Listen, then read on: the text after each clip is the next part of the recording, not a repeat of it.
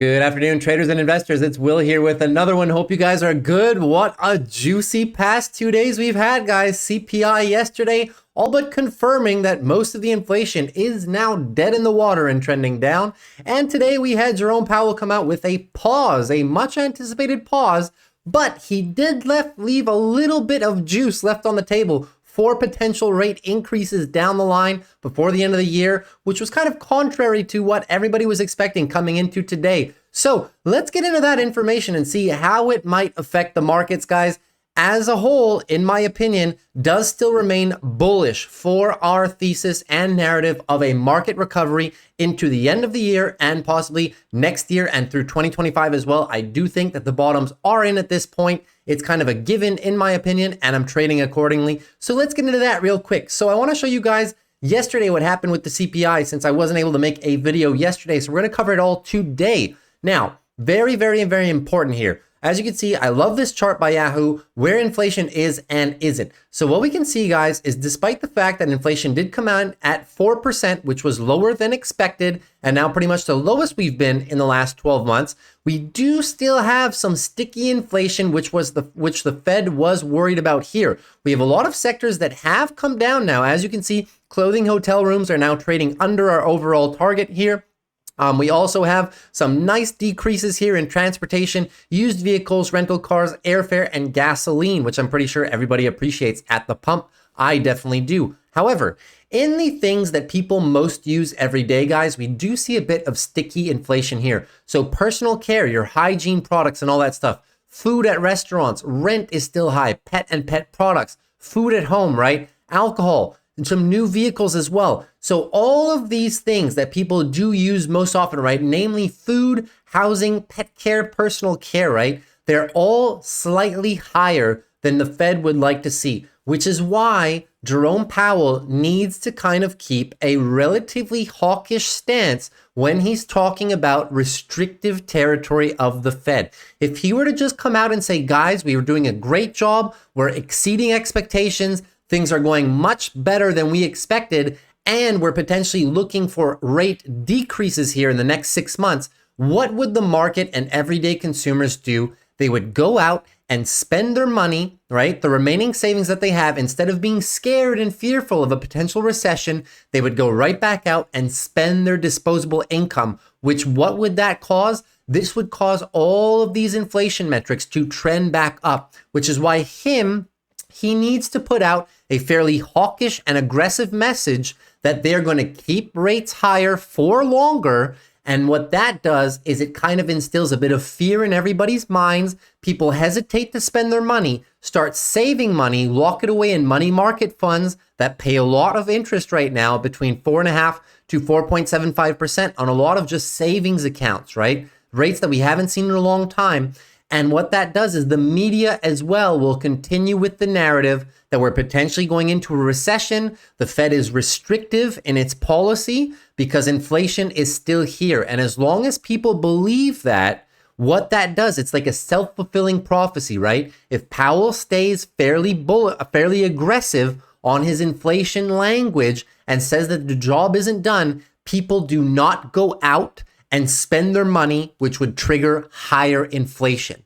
So in my opinion, this is all bullish. The Fed has done a very, very, very good job at keeping the language hawkish, okay? So keeping people from spending their money, which would contribute to inflation going back up. That's the last thing they want. That's the one thing in my mind that could crush these markets, is if inflation comes back up. So until most of these core services and goods here are below what Jerome Powell deems to be acceptable, you will not hear him be bullish on what they've accomplished so far and that now they can start dropping rates. Now, they have told us that by next year, they will be dropping rates at this point. However, for now, he really needs to keep this under control. He needs to keep inflation trending down. And how do you do that? You have to keep people from spending their money by keeping them slightly fearful on where the economy can go. So he's doing a very, very good job of doing that, in my opinion. And I think the markets are realizing that and have been realizing this, which is what I've been saying for the past couple months, The markets are realizing this, and that's why they're bidding asset prices higher, because they know that it's a bluff in the grand scheme of things. They're just trying to keep the consumers from spending their money. Now, if we look at what happened today on the dot plot, a lot of people have been talking about this. A lot of people tend to talk about what happened today, that for this year, the Fed might be able to increase rates twice more. Now, in my opinion, this was a very good thing that Powell did today and that the Fed team did today. They reiterated in everybody's minds, wow, inflation is not done. There could be potential more increases on the table. So everybody, let's save our money. Let's not spend it right away. Things are potentially going to get more expensive. Anything that we need loans for is going to get more expensive. So let's keep our money. Let's not spend it. What's that going to do? That's going to put less pressure on goods and services, and inflation is going to continue to come down. That's exactly what they want. So if you listened to the meeting today, or if you didn't, I just want to focus and summarize it here in a quick 30 seconds. What he did today is they all rated their dot plot higher for the remainder of the year, basically taking rate cuts off of the table. And he did, whenever he was asked the question, when he came out with his pre-written statement, and when he was asked questions, whether or not they were actually going to do it, he did not give a clear answer. He kind of tiptoed around the question. He refused to give a distinctive answer as to whether or not they were actually going to move forward with 2 rate hikes. People were asking him, well, why don't you do it right away? Why don't you, instead of just pausing now and increase, and why don't you just increase right away to just kind of rip the Band-Aid off? And he tiptoed around that too. He said, well, because now we've done most of the work, we now have the tolerance to be able to look at data and give ourselves a bit of time before potentially going forward with further restrictive policy. So in essence, what that means is that they did most of the work up front, right? So they've bought themselves some time. So now they can actually sit back and look at the data and see if those 2 rate increases are actually going to be required or not. Meaning that since they've done most of the work, they put less importance on the speed of the following rate hikes. This was very, very, very important when he said it today. He basically said, listen, we put those higher rates as a potential in the future, but there's no guarantee that they're actually going to go through with them. So he was kind of playing like 4D chess with people, right? But what we can see, what a lot of people are overlooking, is the fact that for next year, they've guided down from their potential higher terminal rate. Look, the consensus is now down here at around 4.4%, which is a full 100 basis points or 1% lower than where we would be at terminal rates. And for 2025, it's a full 1% lower than that. So for the next 2 years, we are obviously going to trend down in interest rates. So meaning we're so close to terminal rates, guys, that it's going to come down after here. They're just trying to maintain the aggressive language. They don't want people to spend their money too fast. And after that, they'll be able to decrease rates in a slow fashion as they see that more pressure is coming off core goods and core services. So this is very, very, very bullish. Basically, the Fed is threading the needle right now. And I personally believe they're doing a very, very good job at that, right? The media and average people who aren't in the markets every day, they think the recession's coming. They think the economy is burdened. They think the economy is going to crash. They're not spending their money. They're hoarding their money. That's exactly what the Federal Reserve wants. And today, they kind of put the final nail in the coffin. They said, oh, you guys thought we were going to pause and potentially drop? No, no, no, no, no. We still need to keep them higher for longer. And here's the proof. We may even hike them twice more. So now everybody's like, wow, these guys really aren't playing around with it. The media will reinforce it. Everyday people who don't look at the markets every day, they'll think, okay, recession's kind of guaranteed now. Rates are going higher and higher. Let me save my money. Inflation, as a result, should keep trending lower. So great, great, great job by the Fed. So wrapping that up, I hope you guys understood that whole point there. The Fed is threading the needle. They're playing 4D chess. They're using the media and people's somewhat lack of knowledge with the markets to instill that fear in their mind that a recession could be coming, and it's more potentially advantageous for people to hold off on large purchases in terms of large loans, whether it be on cars or housing, and hold their disposable income because in fear that prices may continue to trend higher with inflation, right? So people are just holding their disposable income right now. They're saving their money. That's exactly what we need, guys. Very, very, very happy to see this finally play out, right? Now, looking at the S&P 500, I want to go over the heat map real quick because this is very important as well. Heat map today. Now, as you guys can see, we were slightly green on the day on SPY. We had a very good day on QQQ. Obviously, we came down a bit during the Fed meeting, tested the lows, and we finished at the high of the day for QQQ. SPY, not so much, kind of finished towards the top third of the day, but did come down during that speech quite aggressively, I may add. Things were down almost 0.5 to 0.7% at the peak FUD of the meeting. Now, on a sector-wide basis, as we can see, guys, the markets were upheld today, mostly by our big tech names. A lot of our industries here were negative. We did have some good support here from XLF in the early part of the day, gave it back, but healthcare was a major red player on the day. So it was mostly technology doing the heavy lifting today, as they have been doing in the past. Now, today might not look so pretty with market breadth, but if we look at the 1 week performance, guys, since Monday, we have some very, very good market breadth here. And if we look at the 1 month performance here, since pretty much the beginning of June for the last 2 weeks, we do have some relatively good market breadth. So we can see that a lot of sectors here are participating. Sure, big tech are the outliers here. However, we are now getting some really, really, really good performance from our other sectors. You can see it down here on the bar charts as well, right? Day performance, we were kind of upheld by tech. But if we look on the 1 week relative performance, most of our major sectors here are participating 1 month as well. And on the 3 month, finally, all major sectors are now participating to the upside, right? Half year still doesn't look so good, but at least our longer term formats here, our longer term sectors are finally participating and causing a more broad market rally. That's exactly what we need if we're supposed to keep the gains going and keep this market rotation healthy. So this is very, very good in my opinion. Now let's get into some charts specifically and see where we might go from here. Okay, so SPY, we are still holding 12 EMA. At this point, I'll be going over these quickly because nothing really has changed, even with the data, right? So we were potentially waiting, can CPI and the Fed decision cause a weekly consolidation move on the indexes SPY and QQQ? As we've seen so far so good, the answer is no. We'll see how the week ends, but these two events have not been used as immediate catalysts to turn the markets. So just very, very noteworthy for that. So SPY on the daily, line in the sand, anything above 426, this level is your daily higher low. So bulls in absolute full control. The weekly, we're looking at the resistance at this point. 453 is my next target if we continue to grind higher here. If not on the weekly, as you've seen before here, 410, anything above 410 is a higher low on the weekly. A lot of space, guys.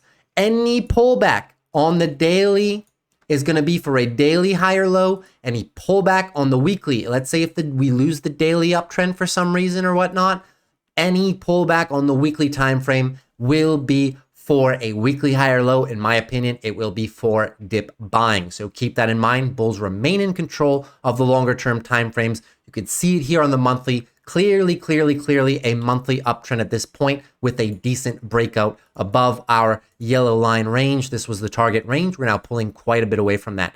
QQQ, same thing, guys. If you're trying to go short on the QQQ, I don't know why you're trying to go short on the QQQ. We have not lost this 12 EMA since the banking crisis virtually, right? Here was, I believe, a save from either Apple or Microsoft, I forget. But just to show you, we have very rarely lost a 12 EMA. The bulls are just in absolute complete control of this market. We are now approaching, as you guys saw, this is the supply zone I was targeting. We're pulling into it now, should be no surprise. 372 is the top end of this target at this point before we start to target our all-time highs as a resistance. So we'll see how the week closes out. But at this point on the weekly, since we've been making higher lows every single week now for the past 1, 2, 3, 4, 5, 6, 7, 8 weeks in a row, it's getting extended, guys. Usually these weekly runs can last about 8, 9 weeks to the maximum before we get a little bit of red and reversal.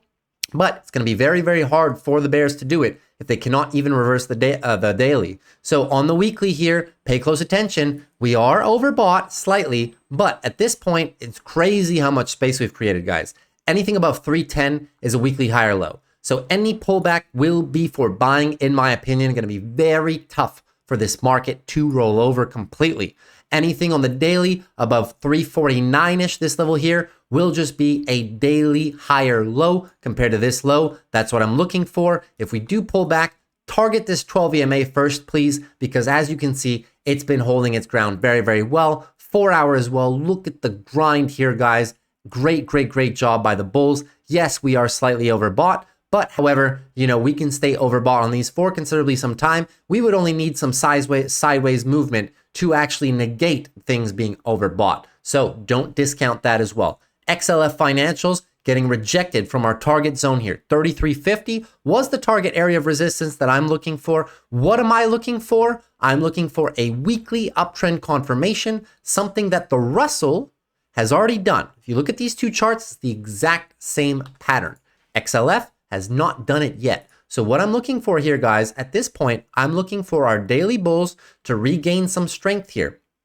In my opinion, okay? Anything above 3290 is healthy consolidation at this point. They'll be consolidating in the top end of this move, which is what you want to see. I want to see the bulls hold as close as possible to 3350. That way, if they hesitate around here, it only takes a bit of good news for them to smash it. That's exactly what happened with the Russell back in the day. As you guys can see, we hesitated around here, came back down here a little bit, then boom, straight through. So we're going to need some potential consolidation here if they do further consolidate, and then I'm expected a smash through where we're going for the weekly uptrend at this point, guys.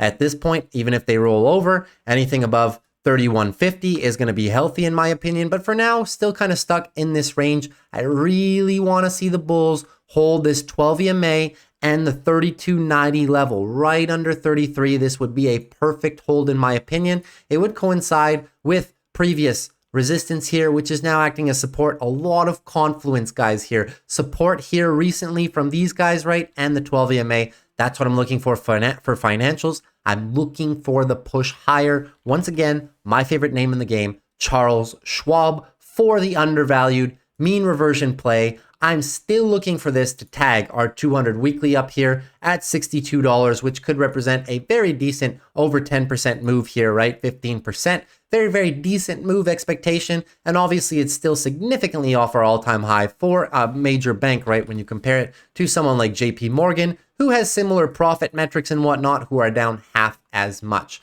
So that's what I'm looking for on XLF. XLV Healthcare at this point. Healthcare, what have we been trying to do? We have been trying to set the daily uptrend. They did it, right? They made the higher high ever so slightly before pulling back. I would have liked for them to create a bit more space to really drive that daily uptrend home. But this is okay, guys, I assume. So at this point, anything above 128.84 is just going to be your daily higher low. Still a decent amount of space here, but you really want to see bulls hold this. Even if we do go into slightly a tightening range, want to hold this level absolutely, guys, because what does that do on the weekly? It sets us out for potentially a weekly uptrend as well. At this point, anything above, right, our new higher low, which is 126-ish, 126.15, right? Anything above there is going to be your weekly higher low. So potentially looking for us to do something like this at this point, really consolidate the weekly uptrend in healthcare. We need healthcare participation. A name like UNH today got absolutely destroyed on news here today, okay? However, they did do a great job of recovering intraday. Look at this, guys. From the lows, we are now up 3% from the lows. Big volume coming in to buy this dip, right? And if we look on the weekly, this doesn't look the best, but what they did do is they stop hunted the lows from the past year. So there's some very, very strong support, as you can see, at this level from the past, right? It's holding, and they did a good job of holding that level, guys. UNH is one of the larger players in the healthcare sector, right? Another name that's included in there is Johnson & Johnson. Johnson & Johnson still at this point looking to set the first weekly uptrend ever since back here, right? So we're still kind of grinding at it. What that would do, guys, is we would be looking to bottom out on the monthly, right? We want to see the monthly trend reversal on our healthcare names. And we need big names like those two guys to start doing it. So at this point, I'm looking for a break of 131.73 on healthcare.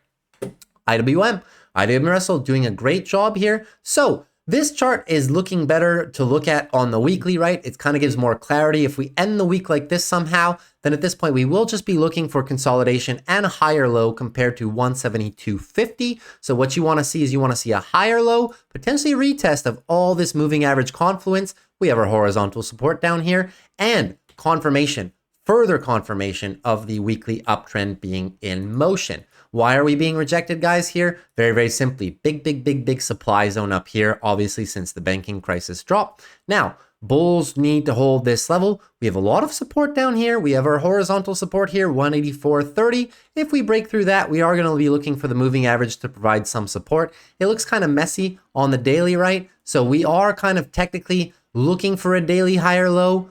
We may just get a breakout to the top with no follow through and then reverse, and then kind of stay stuck up here. But if we do, guys, it's more clear on the weekly for me. We'd just be looking for weekly consolidation if we do start to lose some ground on the daily. So just keep that in mind for the Russell. Still looking very, very bullish in my opinion. I'm looking for something like this to play out for our small cap names to start rallying a bit further, right? Now, Dow Jones names, value names. Dow Jones is doing exactly what we thought it would do, guys. Okay, today we had a bit of a big pullback name, but daily uptrend is in motion. I want to see at this point anything above 33,400 as a higher low. Even if we keep pulling back here, just a bull flag until we break something like this, right? So looking for the higher low, okay, to be formed. And what are we looking more specifically for? I am looking at this inverse head and shoulders. So now that we have a lot of our bad data out of the way, in terms of, well, not bad data, but a lot of big event names out of the way, like CPI is out of the way now, kind of consolidated the downtrend of inflation. We have now the Fed policy minutes, that we have the Fed policy decision that's come out. The pause is here. The potential further interest rate hikes are here. We have the dot plot for next year confirming that they will be dropping next year. So all the uncertainty, guys, is being removed one after the other. The uncertainty factors are being removed, which could lead our more defensive value names to finally start rallying. I'm looking for a break of our neckline here. 34,400 is crucial for the value names. And we had some very, very good PPI numbers today. So producer inflation numbers, they actually helped lift a lot of our names like Nike. Nike had a beautiful day today. A lot of our value names actually had a very, very decent day today, right? Target coming up a lot, Walmart coming up a lot still. McDonald's also had a, negative day. This is probably not a good example here. Let's look at a few other value names, right? Coca-Cola. Let's look at John Deere. John Deere has also been performing well. Caterpillar had a red day today, but it has been performing well over the past while. Lululemon, also another apparel company, right, did fairly well today. So a lot of our more defensive names here did have a good name. Why? Because manufacturing inflation came in lower. So now a lot of companies have been kind of guiding down on their earnings. A lot of our value names, dividend payers, more of our defensive names, they had been guiding down now at this point for quite some time. Estee Lauder with a nice pop. So we have our nice pops here. As I was telling you guys about this company, right, in the past couple of weeks that it's been down. Manufacturing costs have been coming down. All of these companies have been guiding for lower earnings because potential inflation and potential consumer slowdown. Well, today we got news that the consumer remains strong and that manufacturing costs have been easing. So what does that do to all these companies that have guided their earnings down and sandbagged their own expectations? They've all come up because now a bit of pressure has been removed. They've baked in all the negative, and now when we get some positive news, they run in a very, very big way. So Nike, once again, my favorite play. I was telling everybody here that was interested, in my opinion, this was a very decent level to be accumulating some Nike stock, not financial advice. That's just how I was doing it. Accumulating Nike stock in the lower levels here. Now we're getting rewarded. What are they trying to do? We are trying to potentially set up for a weekly trend reversal. At this point, we're now trying to set up the daily as well. So daily, really, really looking good for a daily uptrend being set at this point. Anything above 104.65 will just be a daily higher low upon any pullback. And on the weekly, we are aiming to get to eat up as much as this move as possible, right? This move down was very aggressive, so it'd stand to argue we are looking for a lower high, but bulls need to put in as much work as possible so that the likely scenario becomes something like this and we can reverse the weekly trend, right? So very, very good day on Dow Jones name. Have to break this level, absolutely. Have to break this 34,400 level, absolutely, if we want to make those scenarios play out, right? So daily chart, very, very good as well. What we'll be looking here is crypto. Crypto, guys, is just not playing along. It's just not playing along at all. Very, very disappointing. I mean, it's kind of evident, right? They have SEC lawsuits now. Regulation is now real. Before, wasn't really talked about. The last time that this kind of came about here was last year and the year before that. But now it's getting serious. Heavy, heavy allegations against Coinbase. Heavy, heavy allegations against Binance.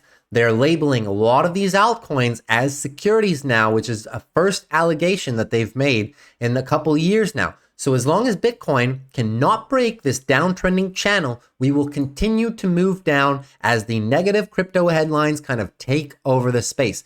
At this point, guys, we are in a daily and a weekly downtrend, as you can see. So the trend is your friend, bearish within this channel here. What are we looking forward to? Okay, at this point, we are looking for the monthly higher low.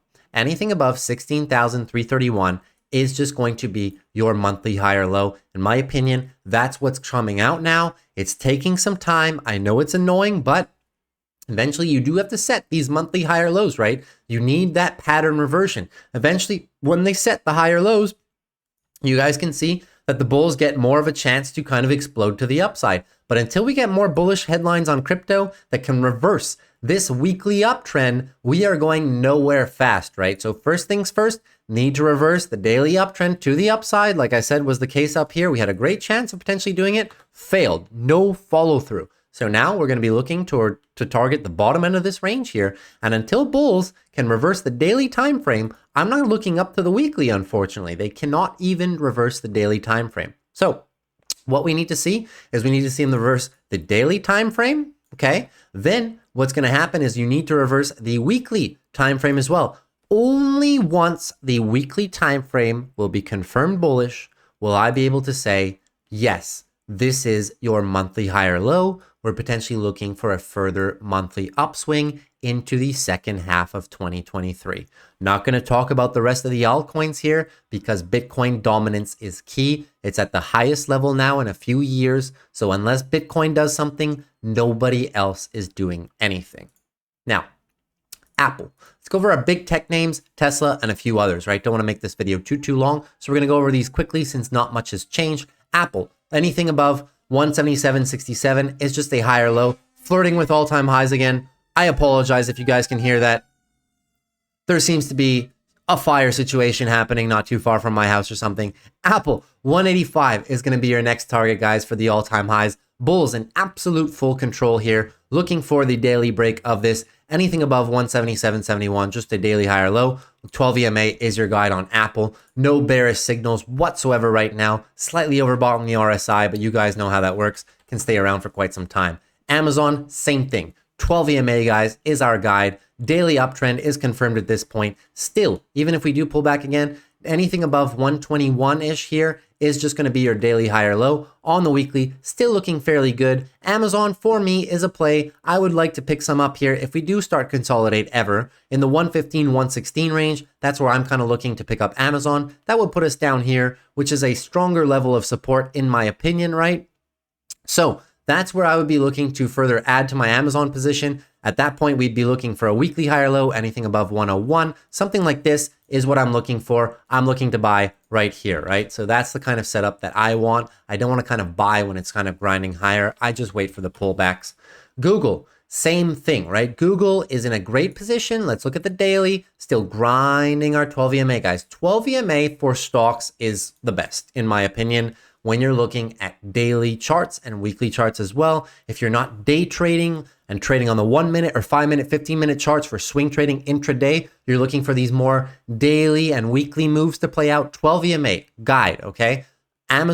Google, is not losing this zone. Very important zone. Why? I reiterate to back here, this was resistance, now acting as very strong support. Google, as I've said, as soon as it pulls down into this area, I always look below 120 to write some puts. I would be a buyer of Google down here in the 118. Obviously not good as a bet as you are down here, but I believe Google is still undervalued relative to its peers. As we can see, it is still down 18% off of all-time highs, which is a fairly good discount. And our pricing power is fairly decent, 28 price to earnings, growing company, very, very solid company, one of the best in the world, guys. Google is a significant position in my portfolio. Absolutely love this company, love what they're doing, pushing the boundaries of AI. In this point in time, we are just consolidating here. You don't want to see us lose this range. If we do lose this little range of consolidation here, guys, I'm targeting down here the 116 level, because at this point, this is just a weekly bear flag. Anything above 104 is just going to be a weekly higher low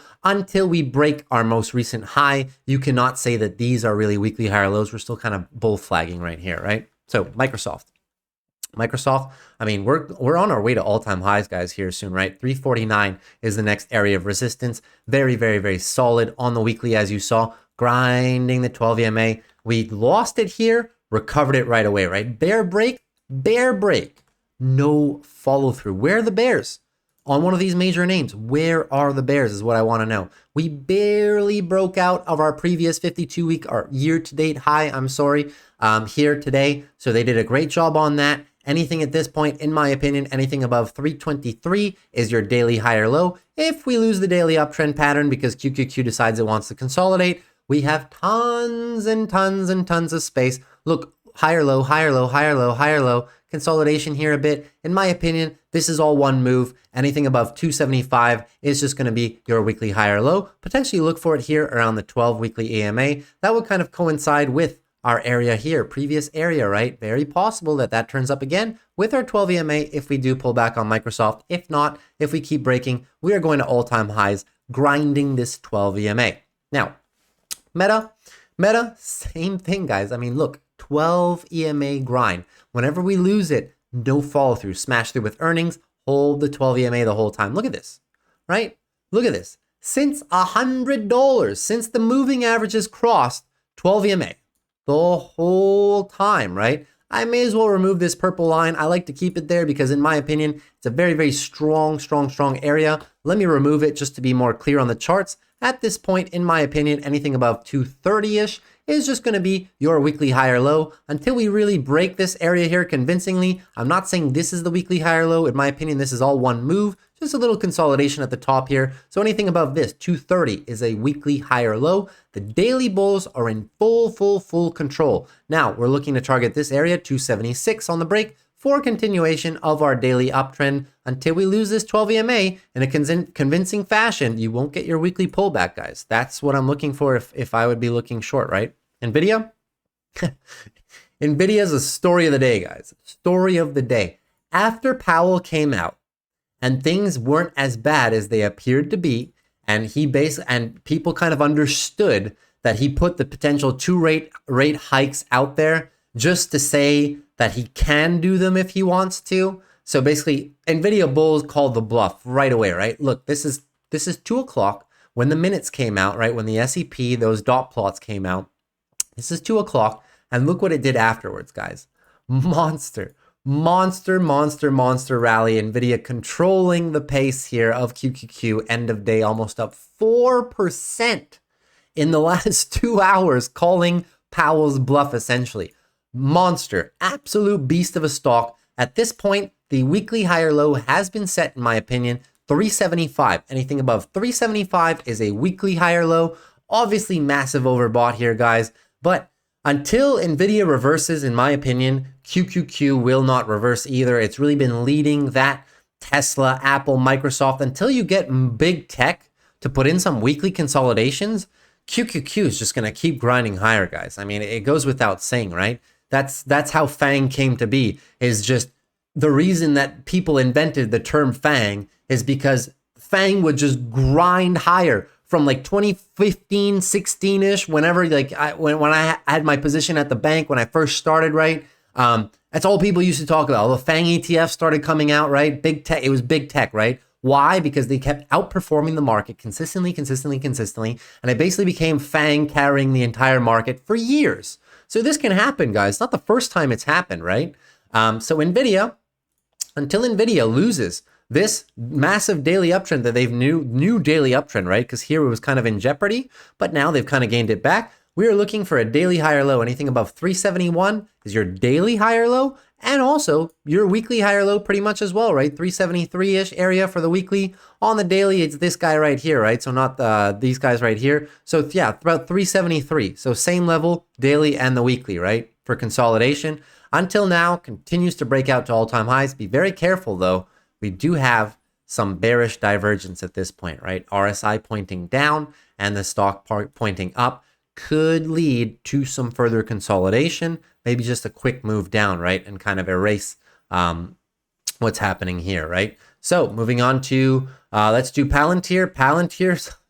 Palantir refuses to drop as well, right? Grinding up the 12 EMA, still staying relatively off it, looking very good. Weekly, slightly overbought. The target here, 1716 is our upside target, right? But if we do start consolidating, so much space, guys, anything above here, 770-ish, is just going to be a weekly higher low. Personally, I'm looking for Palantir anywhere under 14. Anywhere under 14, guys, is where I'm personally buying. That would put us down relatively around this base area right here, right? But as of now, bulls showing no signs of weakening. Keep an eye on this 4-hour. 4-hour on Palantir is key, right? Kind of grinding up higher here, holding that 12 EMA, coiling up, tightening range, right? May just continue to pop to the upside if QQQ and tech-related names continue to power on higher. I am wanting the weekly pullback, but there's no reason it can't just do this and then give us the weekly pullback, right? So be very, very cautious of that, trying to call tops on things. Tesla, amazing. Gap up and hold by Tesla. Gap up. I was sure that it might fill the gap before rallying higher, set a new daily higher low. Nope. Tesla does what Tesla does best, just blows past anyone's short-term price targets and just keeps moving higher as the bulls remain in full control of this stock. Daily overbought, weekly also getting a bit high on the weekly, but nowhere close to where it has been previously on the weekly. So be very careful about calling tops on Tesla, calling, top-ish area on Tesla that I'm looking for resistance is 288, sorry. This whole range here is your area of resistance. I know it's wide, guys. If you want me to give you an immediate target, well, it would have to be around the 275-ish area. These guys right here, up to 287. But truly, the larger resistance at play here is going to be your 310, right? 307 to 313 area. So roughly 310, let's call it. These guys right here is the area to be on watch for Tesla. I think they can make quick work of this previous, support resistance area right here, right? So this whole range might be the range that Tesla kind of moves up into and kind of trades within before accumulating more for either a move lower on the weekly or a move higher on the weekly, right? So eventually this is going to have to stop and consolidate, and we're going to see what happens when it does that. But as of now, the daily bulls are in full control, moving higher every single day. At this point, this is rough because they're giving no opportunity for the bears whatsoever. They've created so much space. I mean, higher low. Anything above, in my opinion, 213 is going to be your daily higher low. But in all reality, I need this 217 to hold, guys. Really would like that 217 to hold. On the weekly, even more space, right? This would make a lot of sense. If you saw this on the chart, I'm pretty sure no one would bat an eye, right? So if we do pull back on the weekly, target this 217 area. That would be most likely for me.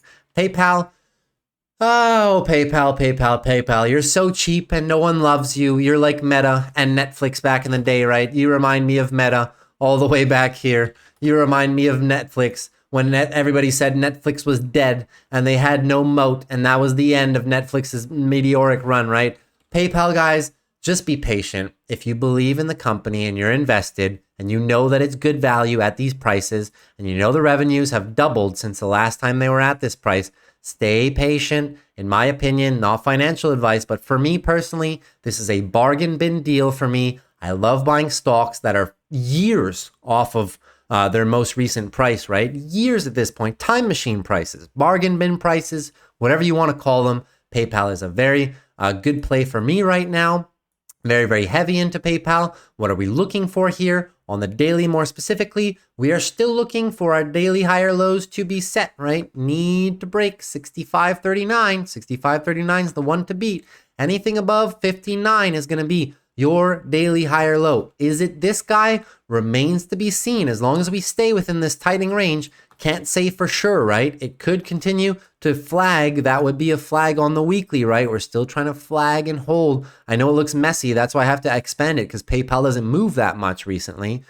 I need to see 5, 6, 7% update on PayPal with some good news. Tell me that they've reduced costs or that they've targeted new customer segments or that they're more bullish on their outlook than they have been. We just need something, okay, to give PayPal a decent update, confirm this daily uptrend here, which has been kind of struggling to do. Need to confirm the daily uptrend once and for all, right? And that will really give some good momentum to the bulls. If not, you got to be very careful. The bear case scenario is that this is a lower high compared, because it is a weekly downtrend. I'm not going to lie. Of course, this is a weekly downtrend, right? If this is the case, then you really need to see, will we hold the bottoms? Will we double bottom or flush through and maintain the weekly downtrend? The best hope for the bulls right now, the reason I'm pushing on the bull side, we need to take back as much of this move as possible on the weekly so that when the bears do step in, we can set higher low, and the most likely scenario becomes a reversal of the weekly. That is my bullish case scenario for PayPal. So guys, bit of a long video, but I hope you enjoyed the information. I love you guys. I hope you didn't get too emotional trading these last few days.